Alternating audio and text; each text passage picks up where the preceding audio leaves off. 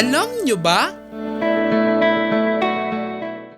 Kabi-kabilaan ang mga snake sightings na naitala sa iba't ibang panig ng bansa. Nagsisilabasan kasi ang mga ito dahil na rin sa init ng panahon. Alam nyo ba na sa Pilipinas, ang Philippine Cobra o ulupong sa Tagalog ang isa sa mga pinakamakamandag na ahas sa bansa?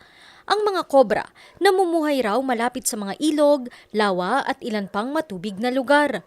Kapag umaatake ang mga kobra, tila dinudura nila ang kanilang lason. Kumpara sa ibang mga ahas, matibay ang kanilang mga tadyang o ribs kaya't kayang-kaya nila ang tumayo. 1 metro ang average na haba ng mga Philippine Cobra.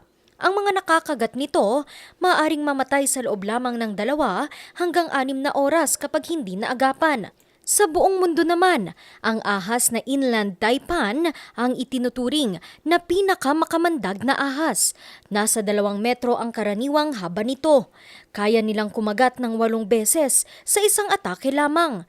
Pero ang lason sa isa nitong kagat, sapat na para makapatay ng 100 katao. 45 minuto lamang matapos makagat nito, maaari nang mamatay ang biktima. Ganun pa man, hindi sila agresibo at mga hayop lamang gaya ng mga daga ang madalas nilang kainin. Madalas matatagpuan ang mga ito sa Central at Eastern Australia.